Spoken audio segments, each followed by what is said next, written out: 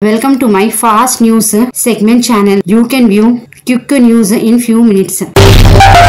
Amid reports of a rise in norovirus cases in Hyderabad, the Telangana government asked the public not to panic while denying the claims. The Director of Public Health Telangana, Dr. B. Ravindra Nayak, urged people not to get carried away or believe in rumors, reported local media. In an attempt to reassure resident, Dr. Nayak stated that not a single person in the old city of Hyderabad have tested positive for norovirus despite having similar symptoms. I urge families in old city not to believe rumor that there is an outbreak and that this element is fatal. Finance Minister Nirmala Sitharaman on Tuesday termed misleading claim by opposition leader that if any state is not named in the budget speech, then it does not get any budgetary allocation. Replying to a budget discussion in the Lok Sabha, Sitharaman asserted that no state was being denied money. She called that in the past budget by the UPA government also did not mention name of all states in their budget speech. Telangana recorded a concerning rise in cervical cancer cases, with the mortality rate increasing from 948 in 2014 to 1,202 in 2023, according to recent data presented during the Assembly budget section on Tuesday, July 29th. During the Assembly session on July 29th, which extended past midnight on continued until 3 am on Tuesday, aspects of health care, including the need for cancer vaccination drives and cancer screening program, were discussed. The Madras High Court on Tuesday directed the Ministry of Civil Aviation to make an announcement in Tamil mandatory in all domestic flight operating to and from the airport in Tamil Nadu. The court directive came following a public interest litigation filed by person C. Kanagaraj, the World Tamil Research Trust president, who urged the court to make announcement in Tamil mandatory in all flight operating from the airport in the state. The petitioner had contended that the announcement in Tamil were being made even in foreign countries. Hitting back at the Congress over the OBC issue, BJP's chief JP Nadda on Tuesday asked the opposition party as to how many members from OBC, SC and ST communities were there in the National Advisory Committee during the UPA regime, or are on the board of Rajiv Gandhi Foundation. During a discussion in Rajya Sabha over the union budget, Nadda, who is the leader of the upper house, alleged that Congress leader were averse to reservation and Swaminathan Commission recommendation on BSP hike when the party was in power, but it is now trying to become a champion of OBC and farmers, and it is shedding crocodile tears. Telangana government is developing a unified online billing and layout approval system that integrates CAD-based automated billing, drawing scrutiny for online permission across 141 urban local bodies in the state. The new system, with features a common application form, integrate with multiple government departments, serving as a single entry point for all billing and layout approval processes. The integration with streamline submission, reduce paperwork and expedite application processing, officials said. Telangana Chief Minister A. Revanth Reddy on Tuesday launched the second phase of the Farm Loan Waiver Scheme. Under the scheme, crop loan of up to Rs 1.5 lakhs will be waived. The Chief Minister launched the second phase at a program held in the Assembly premises. The Speaker Gaddam Prasad Kumar adjourned the House for some time to enable legislature to participate in the event. The second phase, Rupees 6,198 crores are being deposited in the bank account of 6.4 lakh farmers.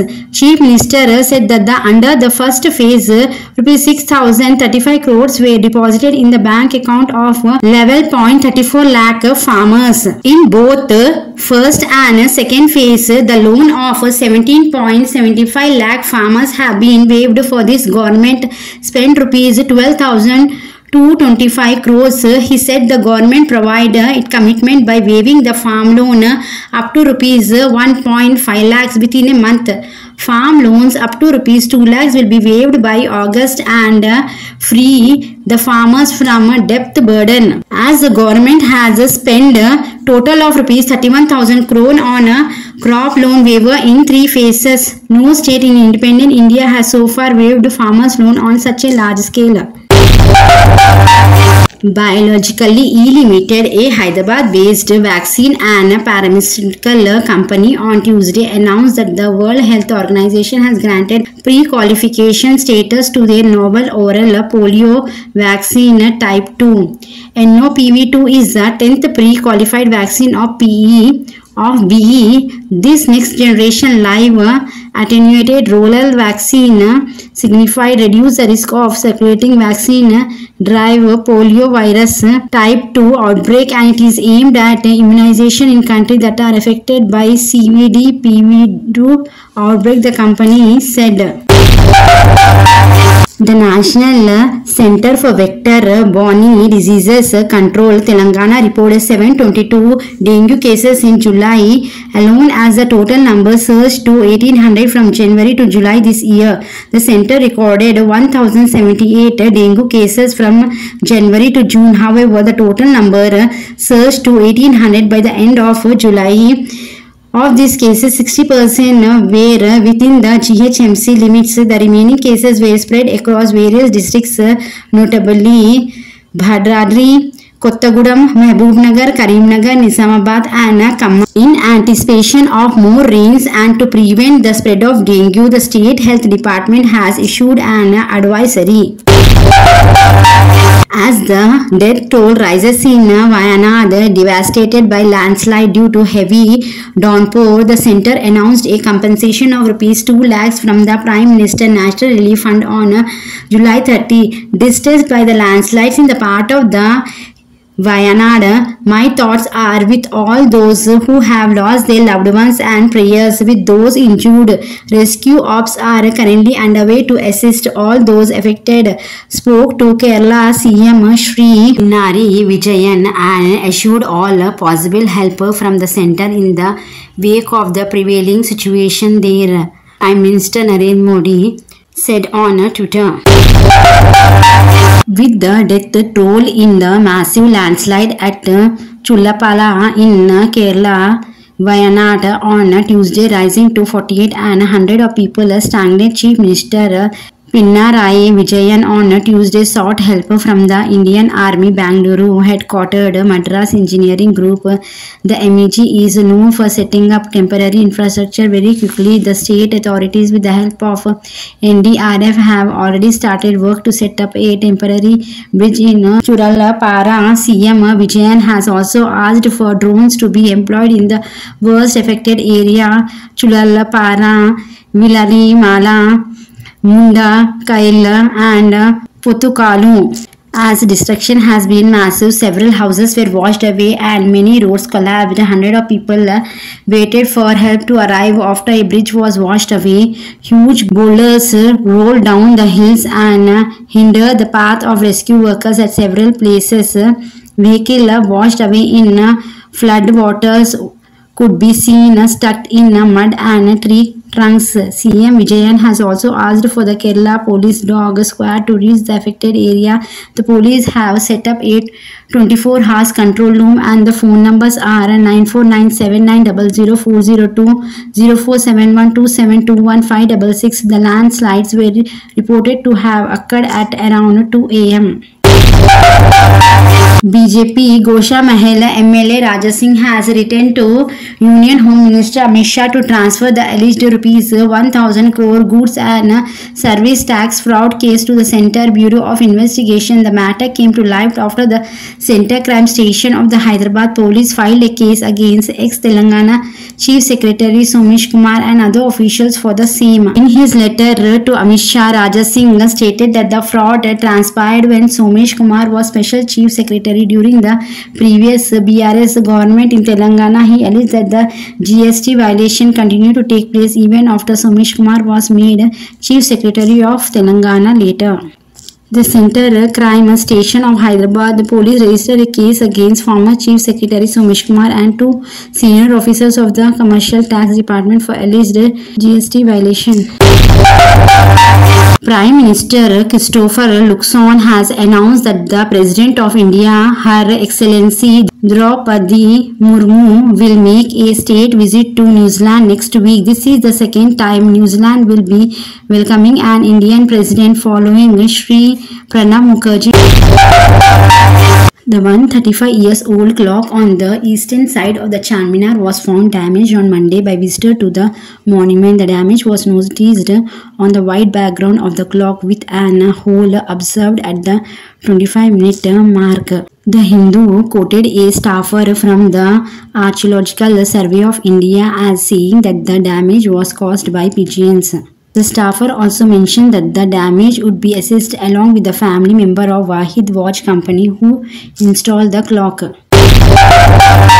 The Congress on Tuesday took a swipe at Railway Minister Ashwini Vaishnav after the train derailment in Jharkhand, saying since June the failed minister has overseen 3 accidents that have cumulative caused 17 lives, but there is no accommodation. Prime Minister Narendra Modi, 2 persons were killed and 20 others injured. At least 18 coaches of the Howrah-Mumbai rail derailed in Jharkhand, Siraikela, Karshavan district early on Tuesday, officials said.